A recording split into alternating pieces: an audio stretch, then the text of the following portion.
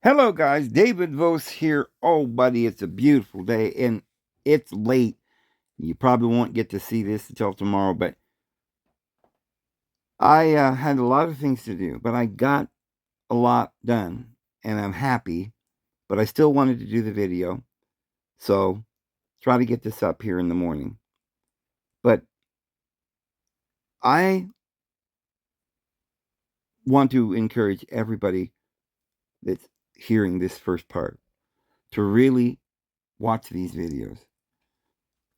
Some people will enjoy it immensely. I would probably be like that. I would want to hear all of this because I'm interested in this right off the bat. Some people might think, well, I'm not really interested in all this history.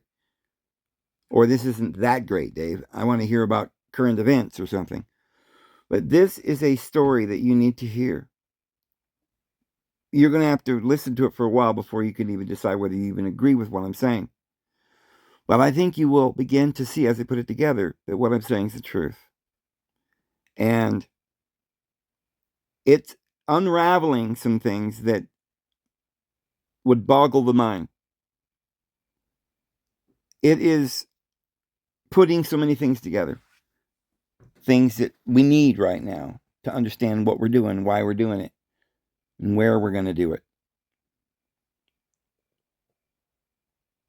We need to know why there's evil in the world, why there is such a persistence and a desire to live, and just a deep knowing that we have a purpose, that to live is such a blessing, and we know what's ahead of us is so amazing. Can't even imagine the things that we're going to be able to do very soon. But we are going through a test, and we need to know all this information right now. It's really important. And it is interesting when you hear all of your favorite lies being dismantled with truth.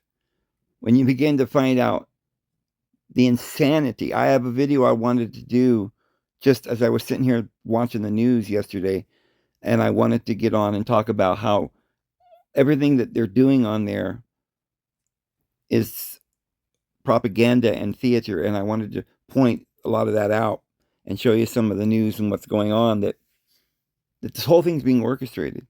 There's no real war with Iran. Iran is run by the same people. It's a demolition.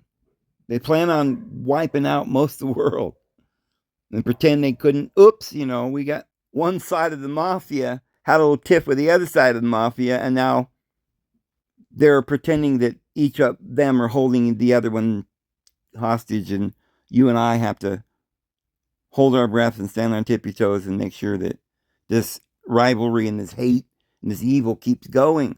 But it's not two sides, it's one side.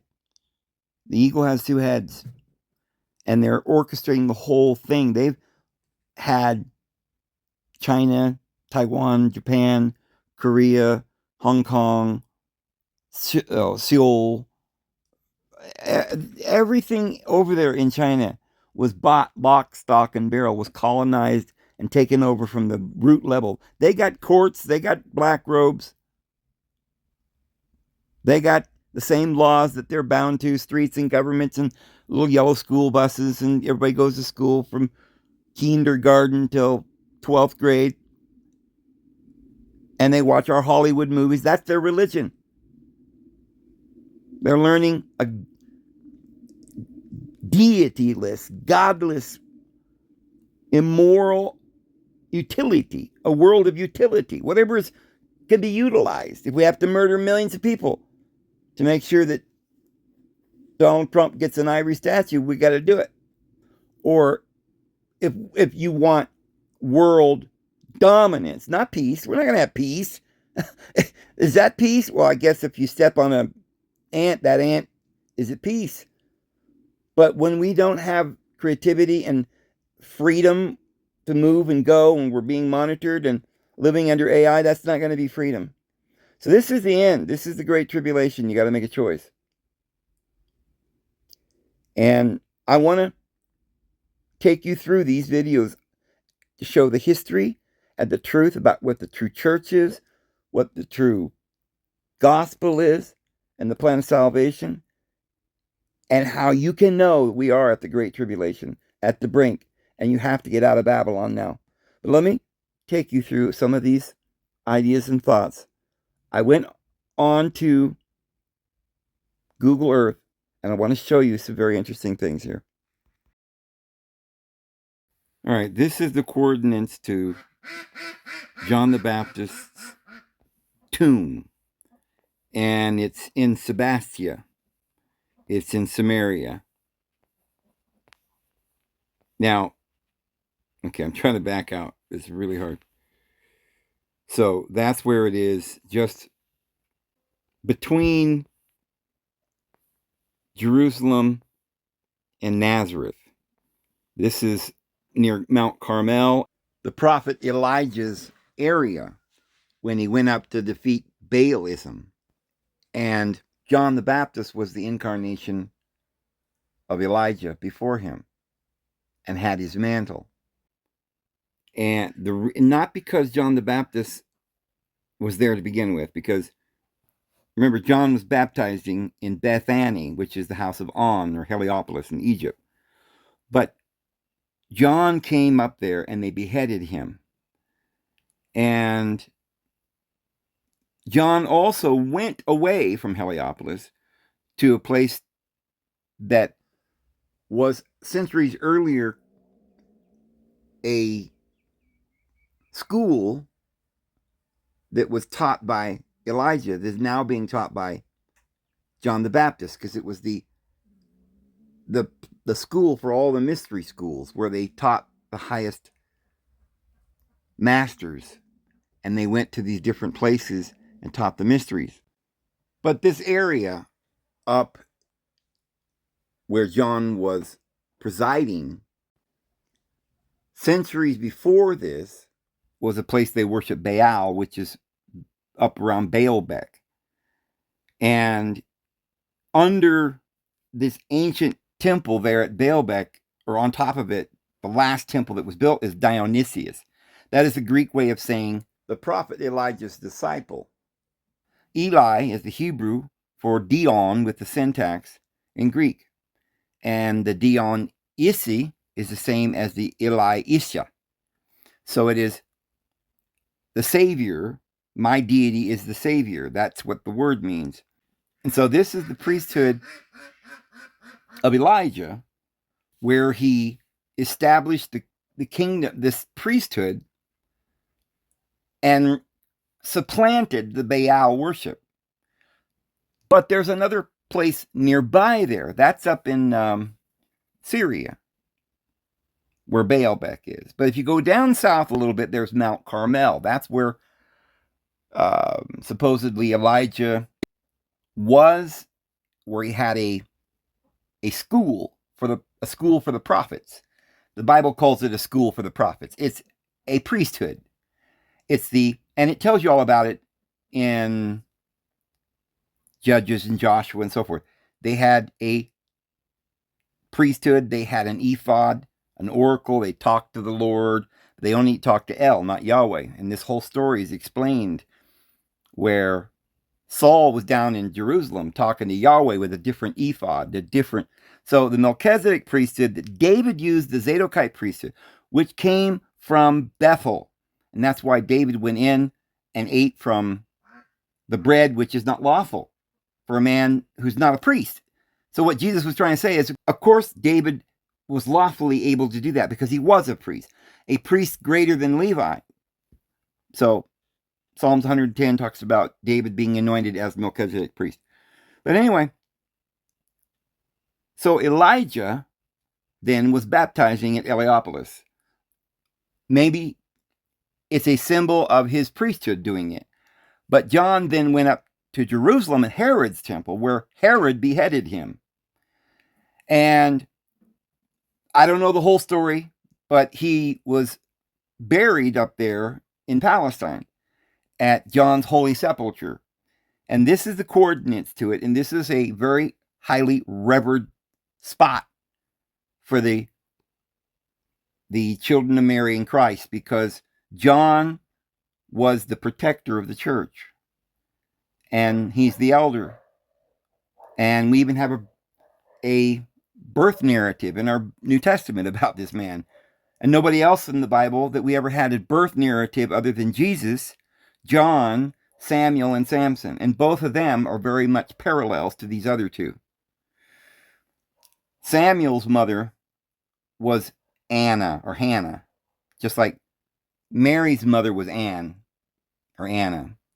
And this goes back to the Ne'amah, which is the Hebrew backwards, the same word with ma on the end, is the original mother from the seventh in line from Cain, Lamech's daughter. She did no longer under the curse because it only went 7 generations. And then Noah redeemed her. This is where we get the idea of redeeming the woman, because it represents the flesh. The spirit redeems the flesh. So John was buried in a place called today Sebasti. And this is the coordinates right there. And I'm going to show you a line from this very holy place. It may take a second because I don't know how to work this thing very well. This thing's hard to control. Okay, well, here we are. We're going to go to Marietta, Ohio. And I don't have any service out here, so this takes a second to focus. Okay. So in Ohio, this side of Ohio, straight down from Cincinnati, Akron, or I should say Cleveland. And in this area, south of Cambridge, south of Cadwell, is Marietta. And there's the Campus Martis Museum. That's very much close enough to that cone that we talked about. This is that holy ceremony place where Sinclair did the ceremony. Now, if you notice, if you go along this line, the first place you come to is Pittsburgh. This was the same people, Sinclair and his people, that came over to Nova Scotia and landed around the Halifax area. They had the Northwest Territories for a while, and they came in and did the ceremony with Governor Sinclair. Was the governor. First of all, Sinclair was the president of the Continental Congress just before Washington. The greatest, other than Washington, these two were the greatest. Washington was his right-hand man. Well, they came here, the Brotherhood, and they named a city called Delphia, which means the Brotherhood's place. It was an original place that they then began to build the Capitolium, which means the capital of America. It was intended to be the capital of America because it always was the capital of America. Joseph Smith built a temple in Ohio. The only reason Joseph Smith was going out west, that's the refuge, because the other people were hot on their heels and were going to massacre them. They knew that they had to make the Constitution and then go out west for a place to be a refuge until Christ came. Basically, it never was more than that. Eventually, we're going to build the New Jerusalem here, the mountains of Adam on Ammon, in far west Missouri, which is a territory. Missouri Territory went all the way to the Rocky Mountains. He was planning on going all the way to New Mexico. He even pinpointed it on a map, right here where I'm at. And we're going to talk about all of that. I don't know how many videos it'll take to get to all of it, but we're going to be talking about all of this history, detailed history. I'll prove all of it to you. It's all proved. It's all there. We got the goods. So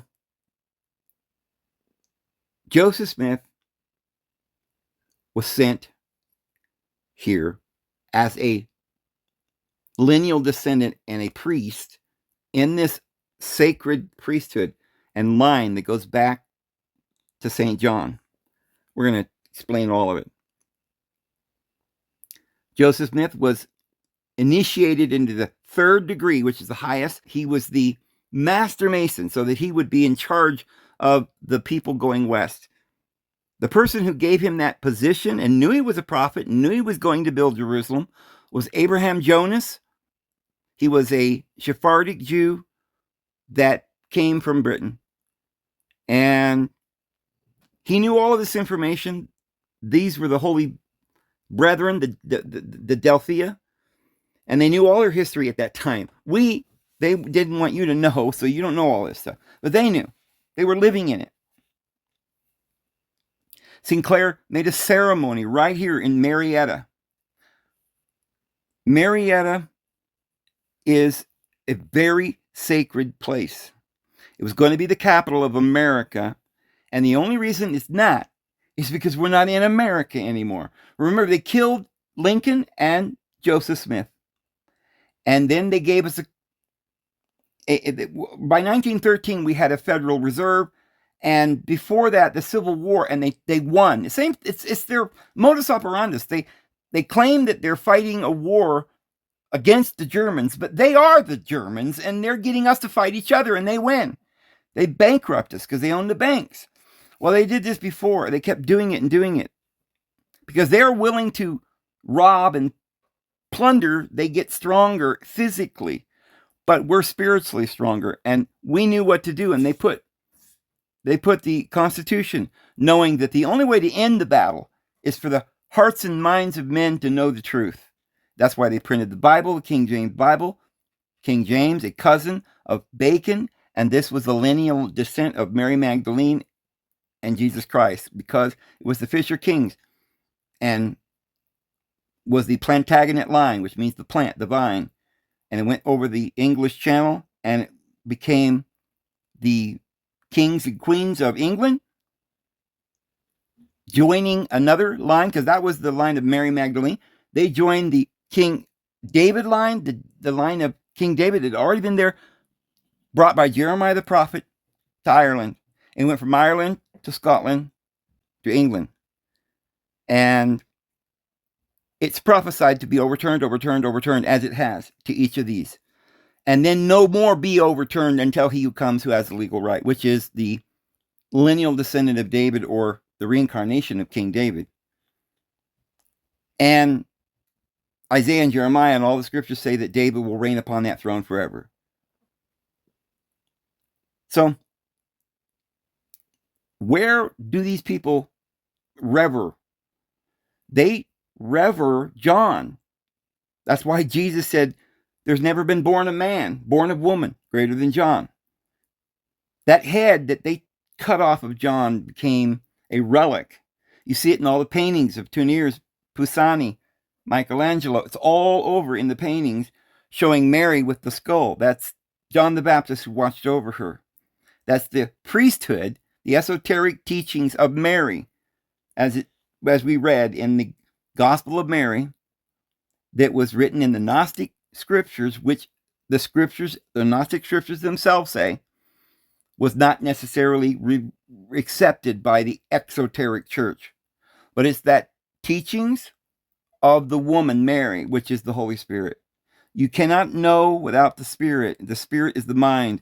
And the message was given in the Gnostic scriptures, very plain and precious, beautifully, so that when you read that and meditate on it, the Holy Spirit comes into you and you are saved, because it is the absolute truth, and truth that was written into little blocks and letters called words, but arranged in such a way that it made a picture, a parable that taught you the truth.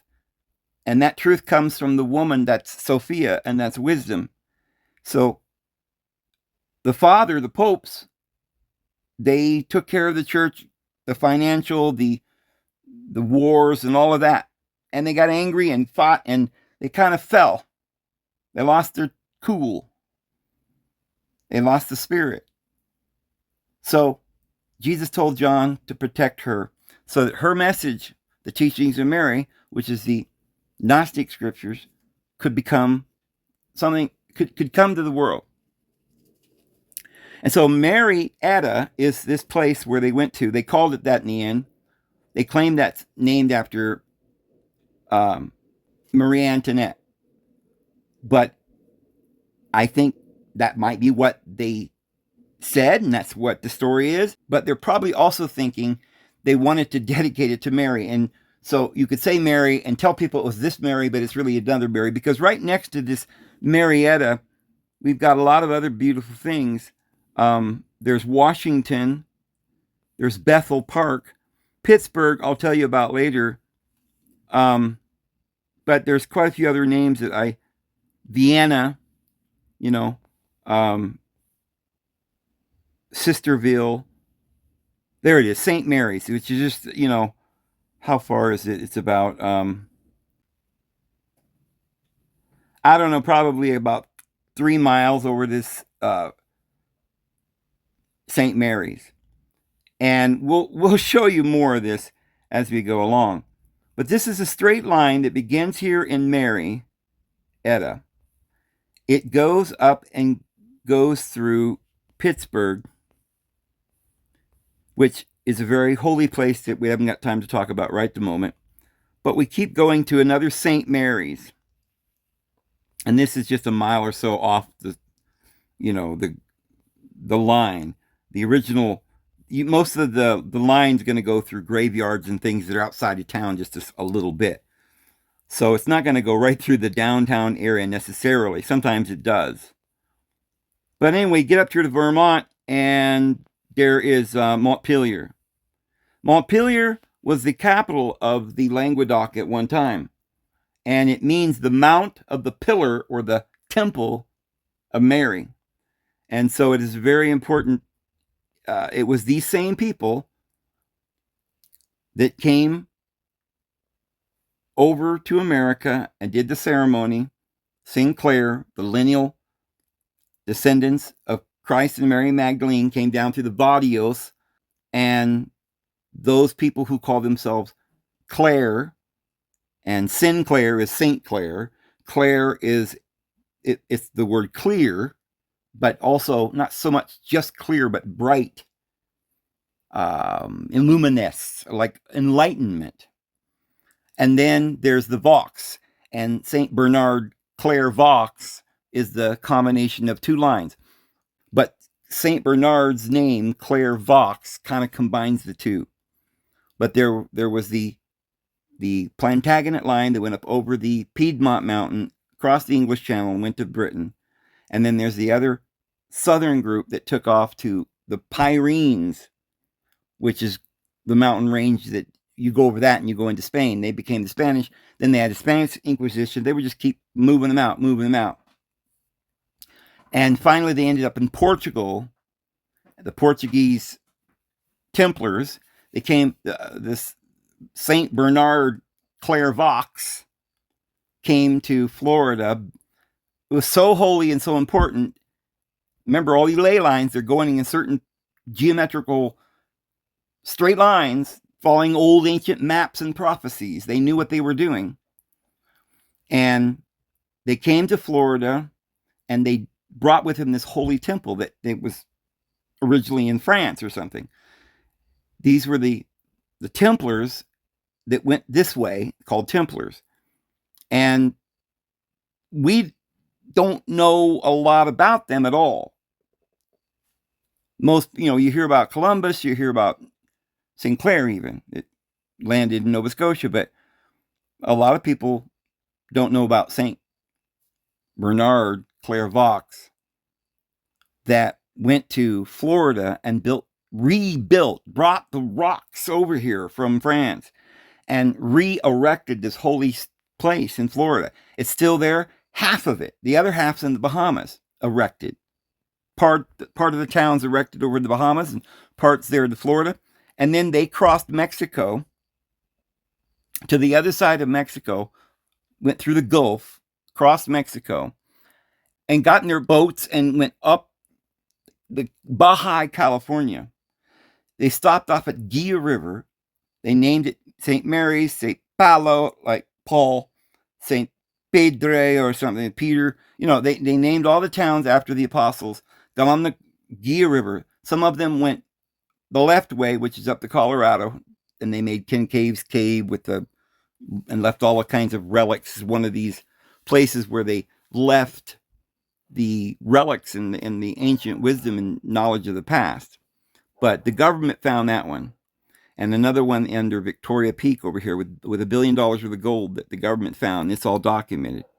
But there are 7 caves, and I'm in the county where those are. It's called Cibola. That is the 7 caves of gold that came from Septimania, which was the Languedoc, which is where Mary Magdalene came from. The gold is from Jesus and Christ's dowry of the world.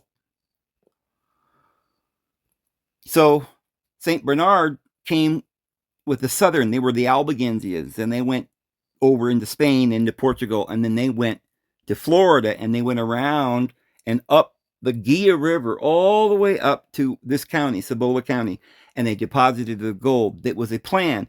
Then they met the other group that was coming from Nova Scotia, coming down right to Marietta, and from Marietta they kept tracking.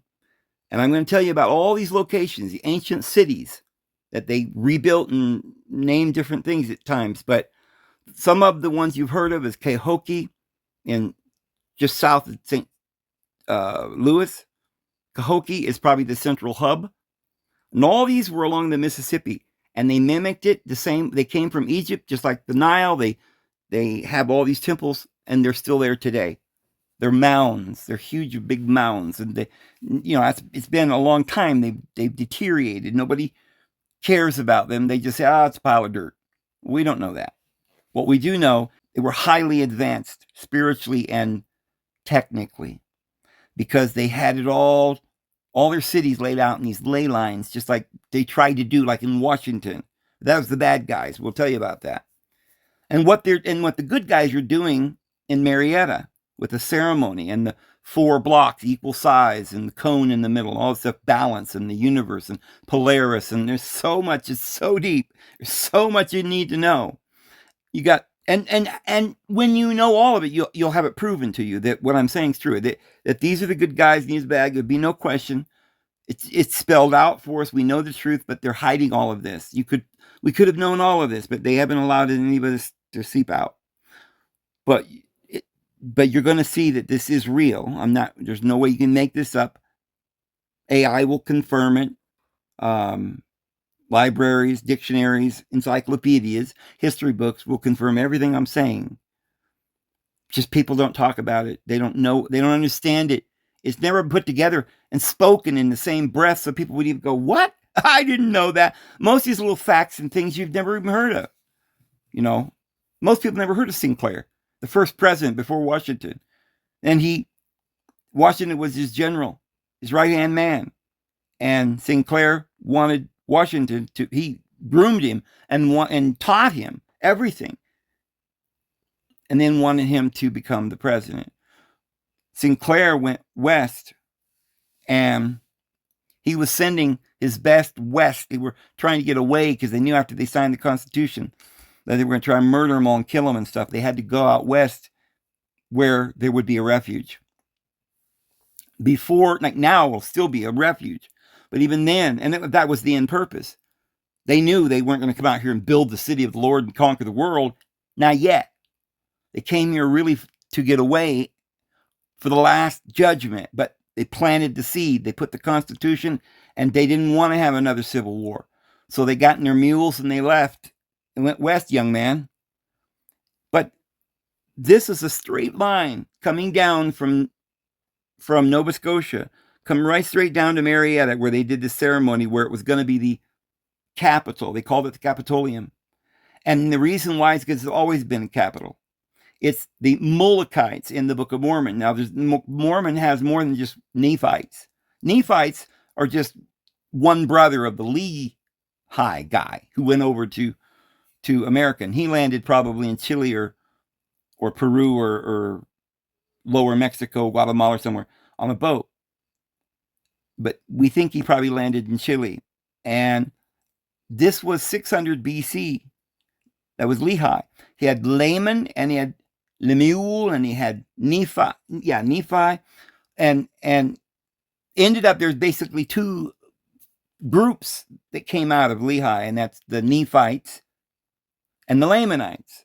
And they hated each other, and the Nephites were Christian, most of them. A lot of times Lamanites were Christian too, but it was really started off that the Christians were the Nephites, and the Lamanites were the heathen. They didn't believe, and they were always warring. But then in the end, it just kind of became just one group of blind people killed themselves. And just before they wiped their own nation out, they found they kept going north. The Lamanites were whooping them, and they were going north. They lost the last battle for their homeland on the New Mexico-Arizona border, right where I'm at. This is the last place that they kept the United Order, or the All Things Common. This was a couple hundred years after Christ. They had been keeping the United Order, which is having all things common, loving one another, doing everything that they were supposed to do. Christ saw them in 34 AD. Christ came to America. They called him Quetzalcoatl. The Algonquin, which is the remnant of the Mulekites that I'm going to tell you about, that were here, not the Nephites, is a different group. They came over from 586 BC from Jerusalem. They were Jews. They were called Mulek or Malek, which means the king line. The Melchezedeck king line. They were master masons. They built all this geometry, all this. The Mulekites came and started the peak of their civilization. They started building these huge cities right around the time of Christ. And then about 400 years later, they were gone. And that's because there was this huge war between the Lamanites and the Nephites. And the Nephites ended up basically losing and fleeing and and they found Zarahemla. So they went from Mexico, and they kept going and fighting until they got out to Iowa. And there was a place called Zarahemla.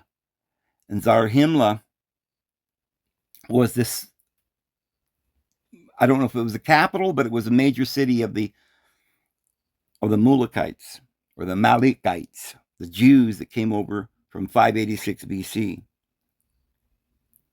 And they were a kingly, very wise, industrious, mathematicians, highly advanced civilization that built their cities in geometric ways that you can't even,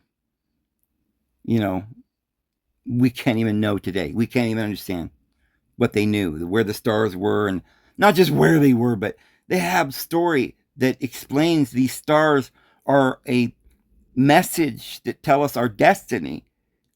And they had to put everything in ley lines. Everything had a purpose. You didn't pick up and move unless you went in a straight line. You knew where the energy was going. And you need to keep a record of where you've been. So they always made straight lines and went to another place in exactly a straight line and rebuilt the same thing. And they knew they could go so far until they would run out of land to run. That's America. They stood firm by making the Constitution, did everything they could to pass that before the bad guys got really, entrenched over here. And they said, then they're going to be offered all this lure. They're going to be given Hollywood, and they're going to be deceived. But at least we have given the Constitution and freedom to think and make their own decisions. And we know and have faith that they will do it. And so they went west to build cities and to try to get away for periods of time, but they knew ultimately it was just going to be a place that would never be built up for the Lord until it's over, but it would be a refuge out west. So these people coming down from Nova Scotia to Marietta, they kept going, and they met the ones coming over St. Bernard, Clairvaux line, bringing the seed, went through Mexico and around and up the Gila River and up to where I was, and they buried all this gold, knowing that it would stay here. And the Book of Mormon calls it a mountain called Shem, the mountain of Shem. And it pinpoints it was this place where the battle was, the last battle where they lost their land. And Joseph Smith said, and it's been written, and to me it's scripture, he said that the place where they last were and had the battle and lost their land. The last place they had kept the all things common. It was the apostasy, but they had kept it here. And he said it was right here, and he pointed to right where I am at the map. And I didn't know that at the time when I bought this land. I didn't know. I know the Lord showed me the land in a vision, and he said, this is where you're gonna go make a refuge. But I didn't know at that time all the things that I'm telling you now about this in any way. I had no idea that this was all prophesied in this spot, and I didn't even know about what Joseph Smith had said about this spot. But this was pointed out on the map. I'm not very far from a little town called Magdalena, and it's very small. I don't know if it's got a post office and a cafe or what, but it's at the very end of the Gia River. You have to actually go all the way to the end of the Gia, and then there's a fork, and you have to take the left fork. And you go all the way to the end of that, and you go to Magdalena. And I know that they named it, and I have had this confirmed, that these are the same people that came up the Gia River from St. Bernard Clairvaux, from the Holy Plantagenet line, all the way back through Spain and back to the Languedoc. It's the Holy Knights of the Templars, the Knights of St. John. And they deposited here in this area, Cibola County, where I live. They deposited this massive amounts of gold and silver and relics and paintings and parchments and armor.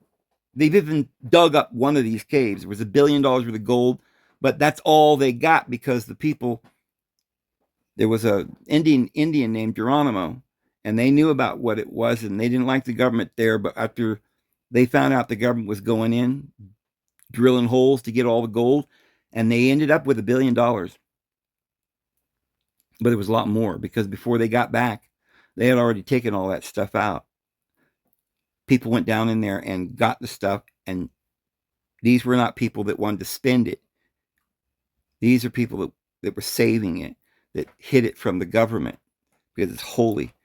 They didn't care much about the gold. They just took, I think, who knows, they may have took a few bars of that too, but they took the paintings. There were oil paintings.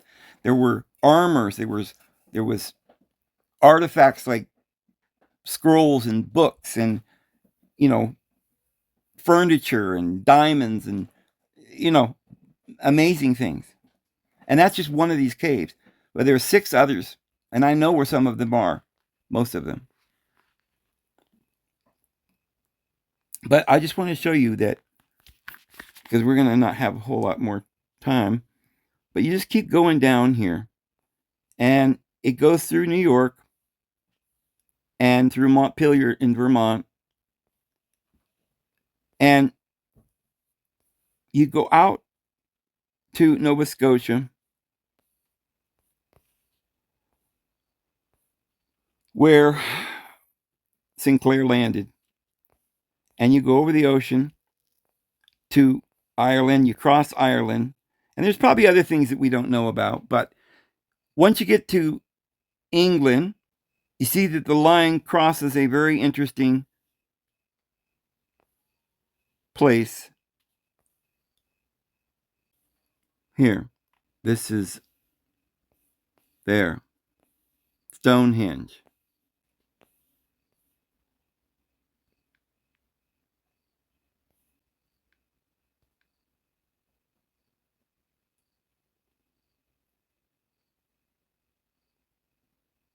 Crazy.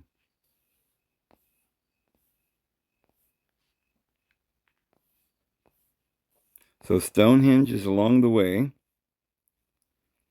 It goes across France on the left side of Paris. It doesn't go to Paris because Paris is the bad guys.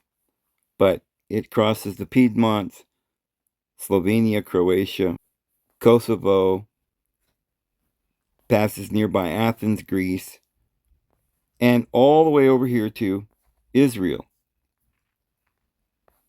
And this is the tomb of John the Baptist. It has nothing to do with Jerusalem, but their coordinate starts at John the Baptist's tomb, his grave. and ends at a place that has a mound and geometric. It's not so much about whether it was made of this material or that material. They were vast, they were huge, they were cones, they were pyramids, they were squares, they're geometric, symmetric, and they told a story. They were putting it down so we wouldn't forget. That's why the Great Pyramid was made, so we would have the knowledge to know that Enoch was, and this is the truth, and we need to follow it. And they taught us our prophecies, and they taught us our history. They predicted all of our lives. We're in a classroom, and our teacher is Enoch. And so cemeteries are holy places. It's a temple where you die inside this body and are born again, where you raise from the dead. It's the temple of the living deity, your body. And so a temple is a body, and it's holy, and all the parts of the temple represent parts of your body, like the pineal gland.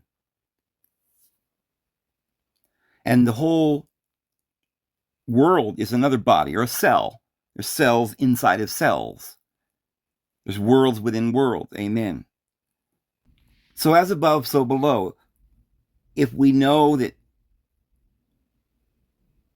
a cell is, that it's a greater macrocosm, that it's only a microcosm of, and that this is the infinite universe ascending and descending on the ladder of Jacob. It is the reincarnation and the eternal progression of souls. It's a glorious thing. It's a happy thing.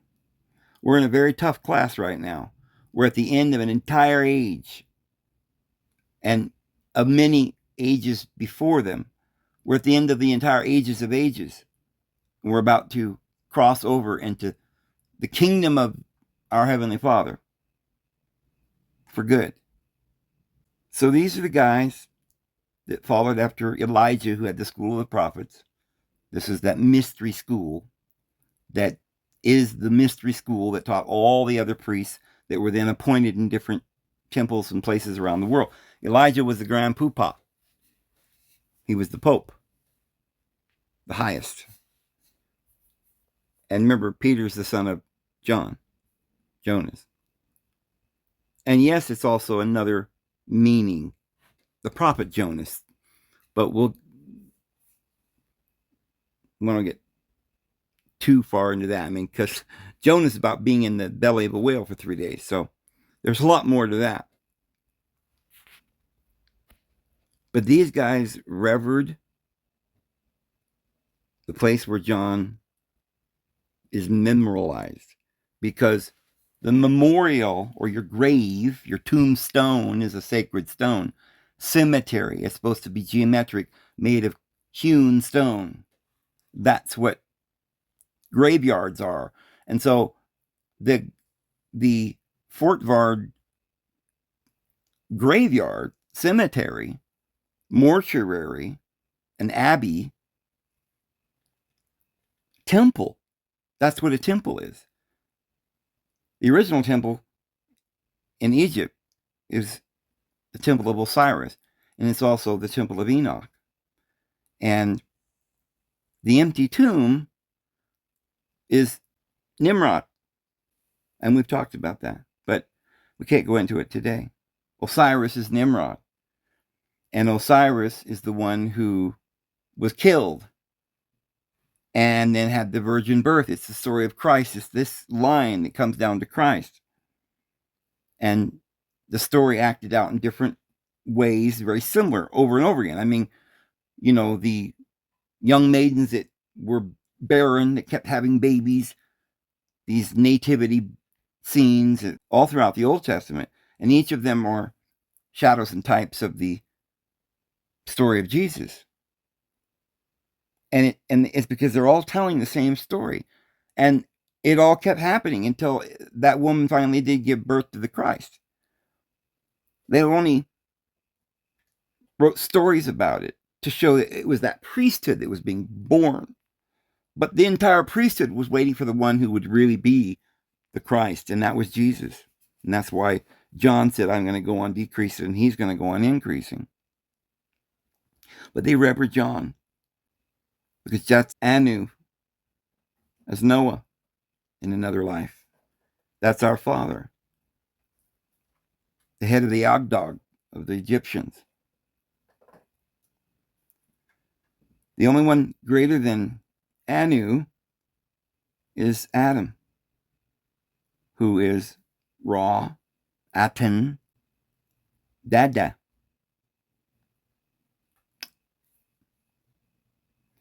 So there's another person that's as powerful as Anu and is great. And I think he's greater. But they have a very close relationship. They're both very powerful. But I think that the universe accepts Christ as the king and head of the whole thing. But Jesus is also, just as Noah was probably Seth, who took the place of Abel. Abel then would have been Christ. So Abel is before Seth, but he doesn't have a genealogy. That's Melchezedeck. He has no genealogy, no beginning of days or end of life. He's Abel. And it talks about them, and it talks about him in Hebrews, and indicates that his blood cried out and had to be avenged, which is him coming back to avenge his own blood, not to hate Cain, but to deliver him, to deliver his own flesh, because that's what that part of him, his brother that he loves, that is him, that is his flesh. And it's the spirit that will redeem the physical. The physical, it's the beauty. It's, you love that. You're not going to just let that go. We need a home, and she beautifies the home. She is the wisdom. She's the hearth. She is where we live. She is everything we love, and we adore her. But the two have to walk hand in hand. They walk together as one. They cannot be in unity, and they cannot accomplish anything. The spiritual mind and the conscious mind have to walk together in unison. Nobody tells anybody what to do. Neither is the man without the woman, nor the woman without the man.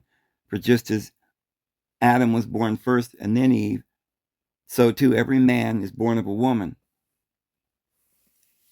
So we should be subject one to another. That is the story of what either is or could be construed as Jesus' father. But we'll get into all of the identities of Joseph and these other things later. That's where this straight line goes back to. They rever John. That's his grave. It's a cemetery. It's a holy place.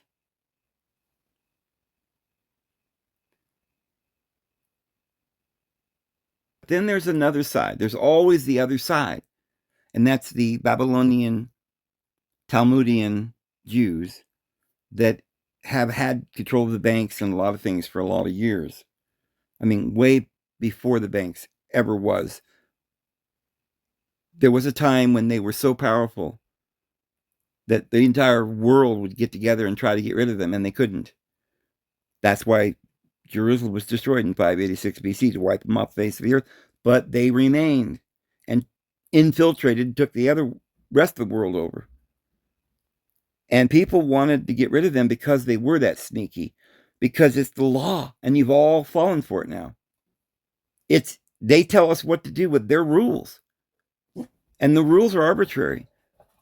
Don't work on certain days, and can't eat pork, but you can eat this one, you can't eat that one, and you can have slaves, but you got to be a slave yourself, because you ain't there's a chosen race, and You should go in and genocide people that won't bow down to your God and all this stuff. And the world followed that. All the people listened to their brother Judah, and they believed him. But Satan entered into Judas, remember, and he betrayed Christ. That's the problem. But we all were in that and died to that law. And we all been through all of this.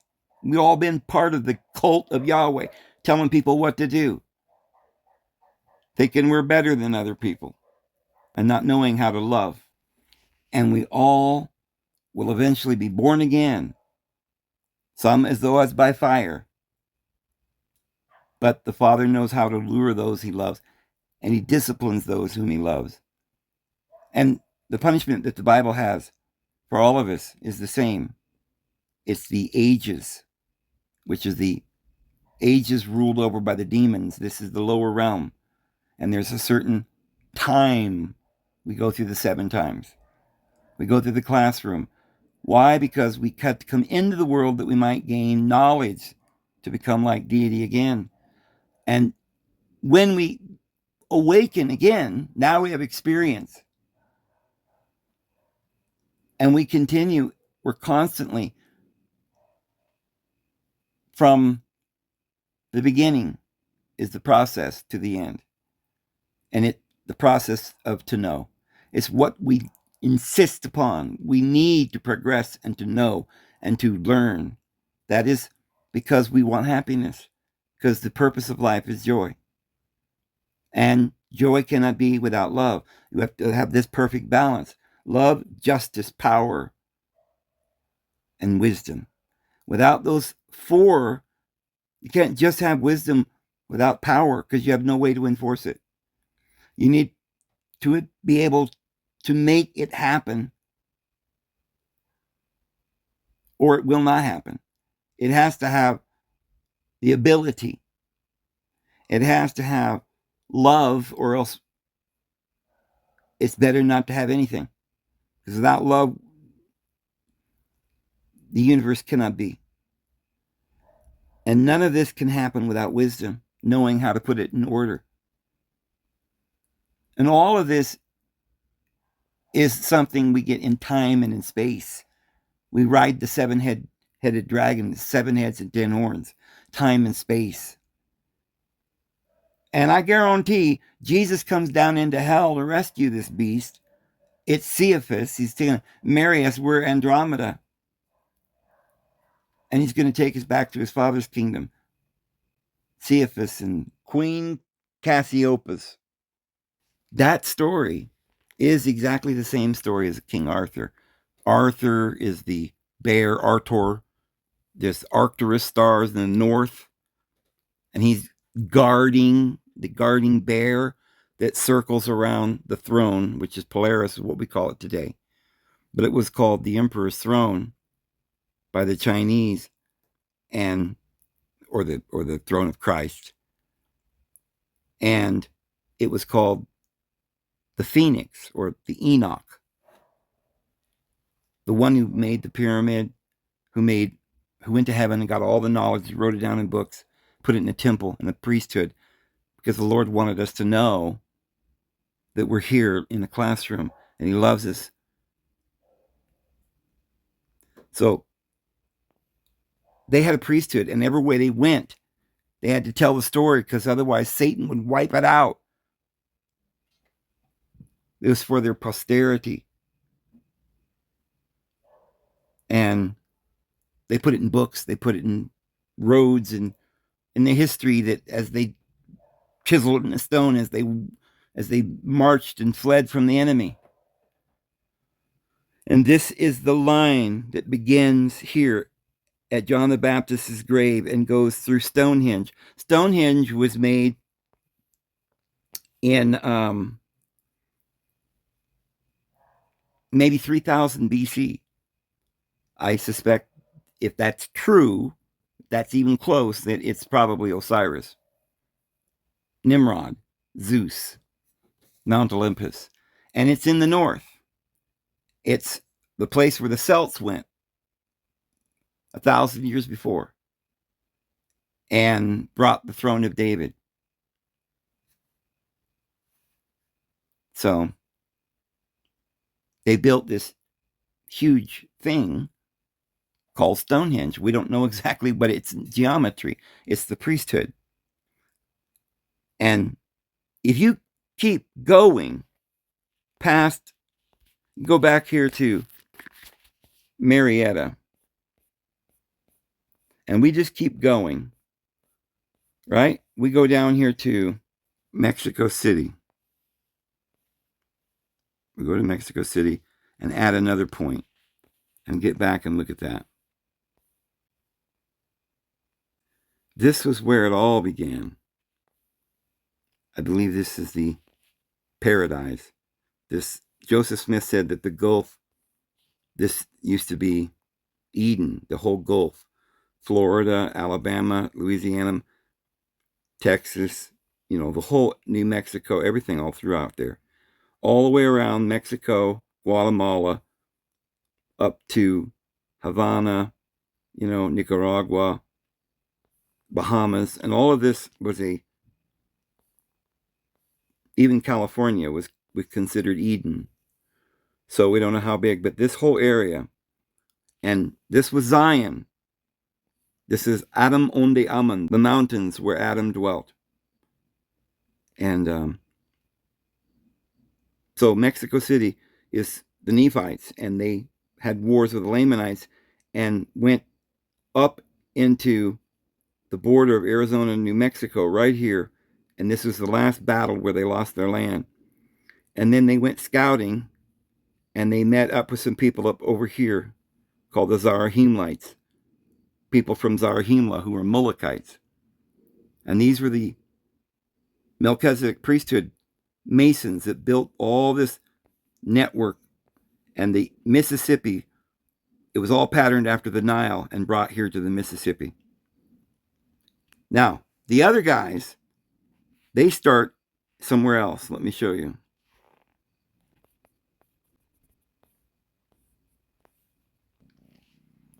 They started in Paris because this is where they came in to try and mix with the Plantagenet line down into France. And so there was the southern part of France. It was the Plantagenets back to Mary and Jesus. And the northern part was the Franks or the French. So we'll start here and we'll begin to measure from Paris. This is their headquarters. This is where they brought over, years later. Benjamin Franklin was from the Nine Sisters. It was a Illuminati group infiltrating.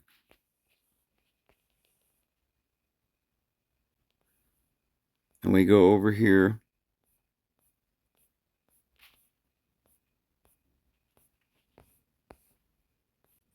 Whee! And I'll just go to Mexico City from the very beginning. And you notice that as you go across here, you go through New Orleans, Mobile, Montgomery, Atlanta. And remember, this is a couple of miles outside of the city, wherever these temples may be. The line's not going to go right straight through the downtown area all the time, although sometimes. Charlotte, Greensboro, and it goes up right through New York, New Haven, Providence or Boston, and then it heads out through Nova Scotia and goes directly to Paris, France. It also goes through Plymouth. They landed on Plymouth Rock over here and named it after this area because across the bay here is Jersey. So these people left from here, and when they got over there, the Pilgrims, they called it Plymouth Rock, and right there's Jersey and all that. So they just renamed it from where they had been. And these are the people that came across. And they came through Nova Scotia, Boston, New York, Washington, and on down. After New York, you have Philadelphia, Wilmington, Baltimore, and Washington. So this is why Washington became their capital, because it's on their line. It's their people. They won the Civil War. And the good people went west. And they murdered him by the thousands. And then they murdered Joseph Smith and most of the Mormons that were not Mormons then. They didn't call them really Mormons. And they didn't believe in anything that, like polygamy and stuff that they've been accused of. Joseph Smith was a very amazing man. And we could do videos about him. He raised the dead. It was proven, sworn by many affidavits. A man who had died and been dead was gangrene for 4 days. But we're going to tell the whole story eventually. But they were here going out west, knowing that once they planted the Constitution, they needed to do the best they could to love one another and teach their children. But everything they did politically, or like if they were going to make a church or something, it'd be infiltrated. You can't. It's like a petri dish that's been contaminated. Once it's contaminated, it's very hard to drop something else in there to make all the bad go away. But there is one thing, and it can be done, but that's love, and it will infect the whole thing eventually. But it's hard to get going at first. But once it starts growing, buddy, whoo-hoo, yeah, the Lord is going to be arising that all eyes may see. The awakening is coming, but not before the revelation of the man of sin, which is that carnal nature and the most horrific evil that you've ever imagined. But it will not come nigh unto thee if you believe and trust in the Lord and confess his name and teach and help people to know how to love and feed the hungry, heal the sick, preach the gospel and the good news, and get out of Babylon if you don't want to share with her in her sins and partake of her plagues, because her plagues are coming, and in 1 hour her plagues came. And that means a very short time. It's the tribulation that's coming. It's the hour of test coming upon the whole inhabited earth. And the only way is to be someone who believes and trusts in the Lord and doesn't believe in taking the mark of the beast or the law of an eye for an eye and a tooth for a tooth. A law of vengeance, whose deity is jealous. But we follow Christ, who says, forgive. How many times? Forever. Always forgive and love one another and don't judge each other. And so that's why they took over and they made their capital in Washington. But what's interesting is no matter what happens, both the good side and the bad side always ends up here in Mexico City, which is a very great capital of the ancient city of the Nephites. And almost a rival is this great Zarahemla, which is in this area, this little foot that hangs down of Iowa over into Illinois. Well, that is Nauvoo, Illinois, on the right side of the Illinois River. And on the left side of the river, right here, is some old ruins that probably can't see in this picture. And I don't know exactly where it is, somewhere right in here, of Zarahemla, an ancient mound. And Joseph Smith said that was Zarahemla. And then if you go down the river to St. Louis, And it's somewhere in this area, southeast, maybe over by Bellevue, or somewhere right here, maybe over here. I don't know where. But right in this area is the Cahoyki Indian Mound that is like the hub of the whole thing. It's all geometrically designed. But these were the people who came of the Melchezedeck priesthood, the Mulekites. The Book of Mormon talks about them, came here in 586. And the people that remain, the Algonquins, in that type of Indian that's in that area now, that remain, are descendants of the Mulekites and the last of whatever Nephites might have been and Lamanites as they became one group of people. But both of those groups came from Jerusalem about 600 BC. They came different ways.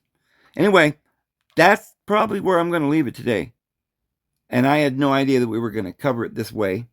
But we did get a lot of things